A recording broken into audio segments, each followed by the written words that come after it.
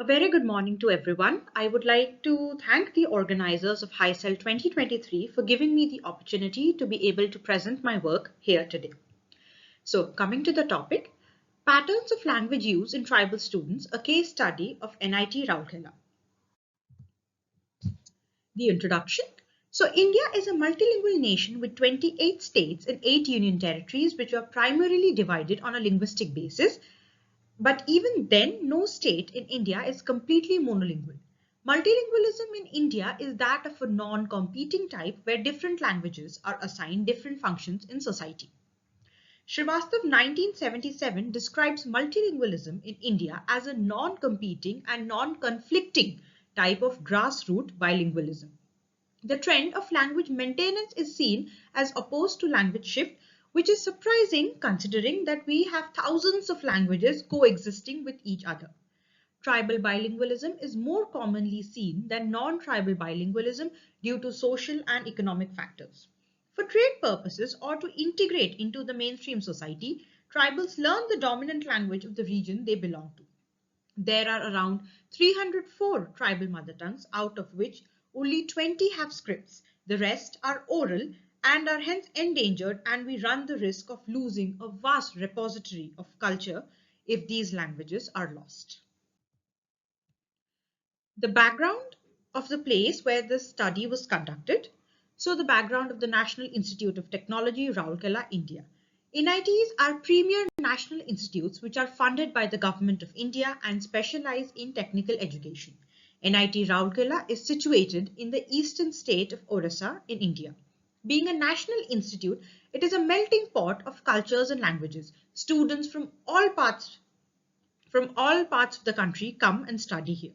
Since it is funded by the government, there is a reservation of seats for scheduled castes, scheduled tribe, and for backward castes. The students from scheduled tribes, who are the demographic for this study that is conducted, are allotted 7.5% of the total seats. The theoretical framework. The theoretical framework used for this study is Fishman's Domain Analysis, 1972.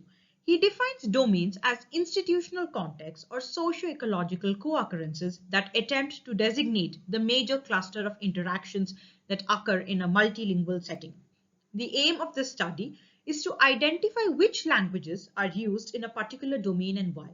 The goal is to understand how language functions in different contexts and how it reinforces social structures and power relations.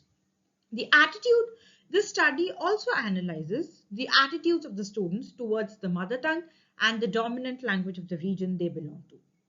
Initially, the domains that were identified were the home, workplace, religious sphere, education, mass media, and the government.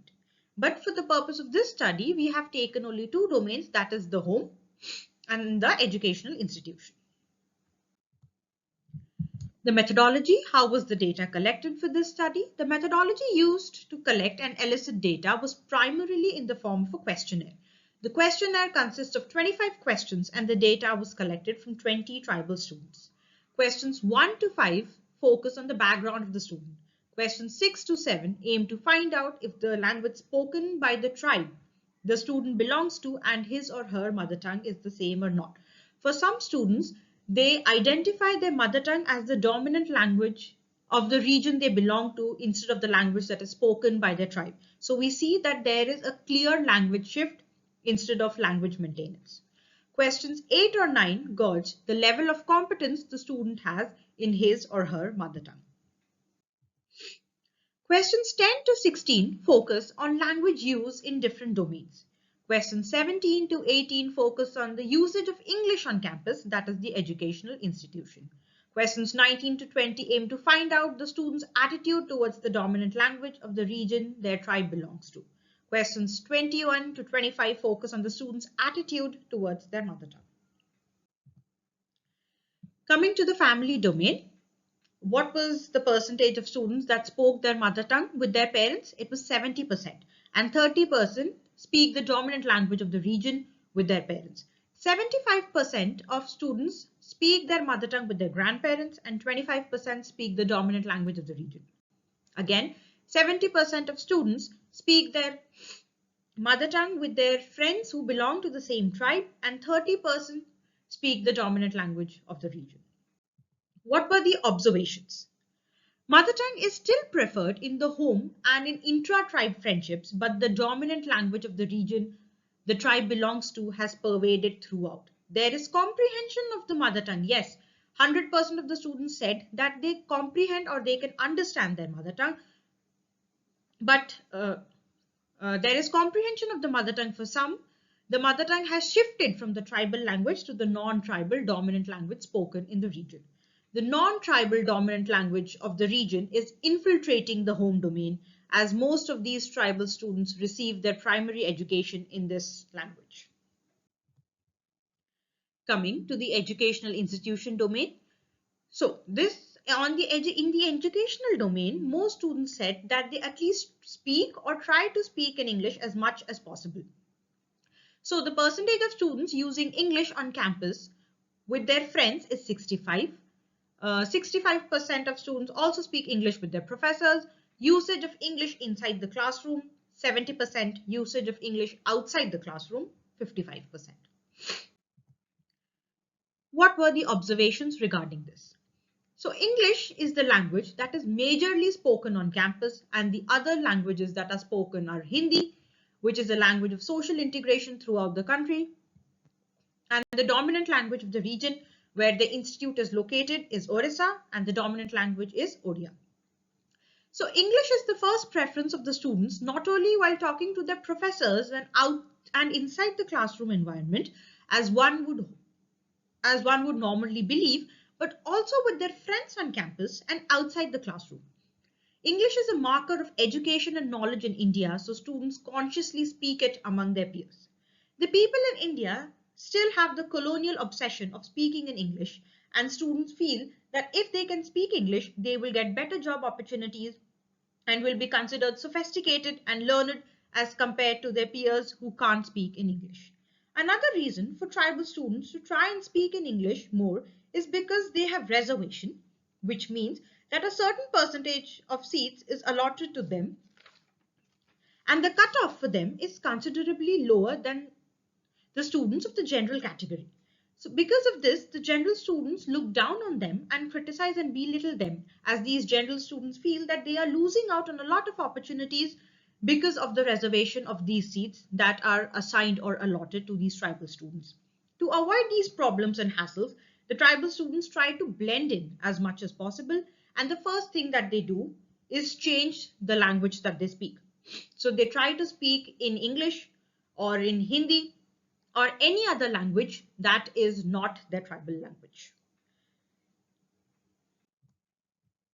What is the attitude of the students towards their mother tongue and the dominant language? So percentage of students who prefer to speak the dominant language over their mother tongue is around 70%.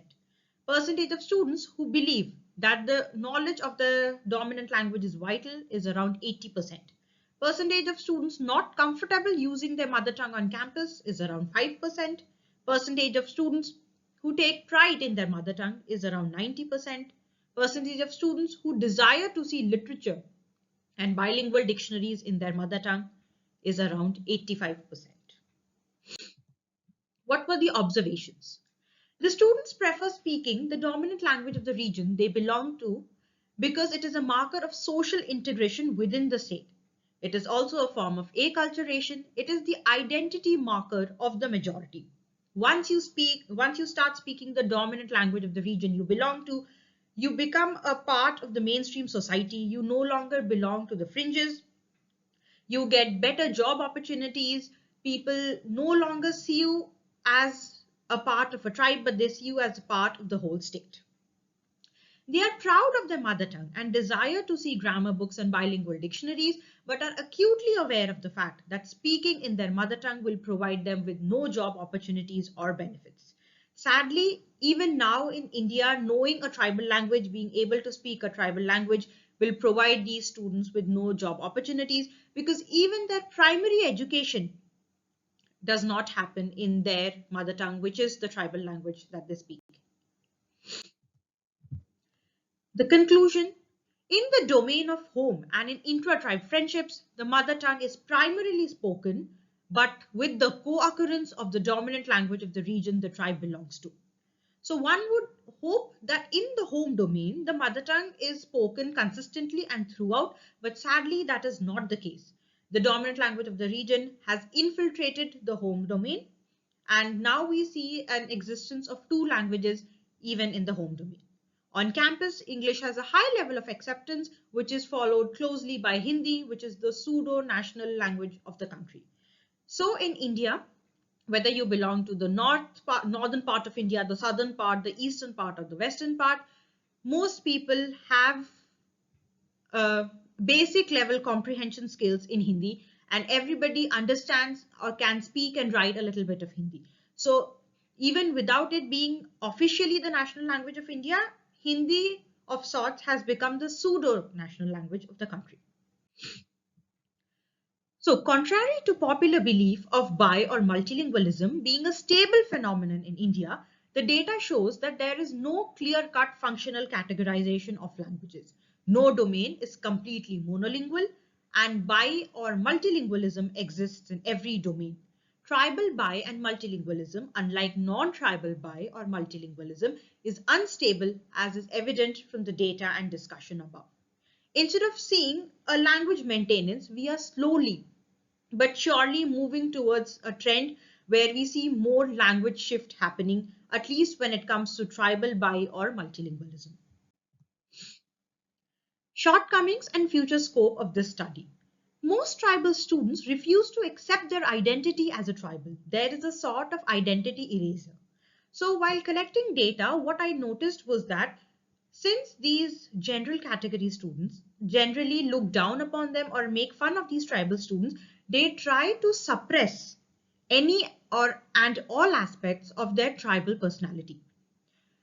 Almost 50% of the data collected couldn't be used as the questionnaire had been filled up by non-tribal students. There is a flawed understanding of who tribals are among students of other castes. Another observation was that most students have no understanding which tribes come under scheduled tribes, what a tribe is, who tribal people are, how many categories are there under tribes.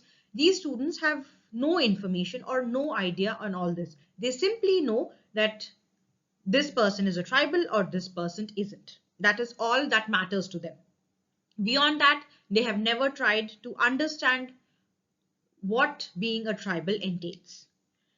This study can be replicated among the other NITs and other educational institutions in the country to see if the results yielded are along the same lines. Since caste-based reservation is a sensitive topic in these institutes, it would be interesting to see how tribal students are using different languages in different domains in an attempt to blend in. That'll be all. Thank you so much for your time.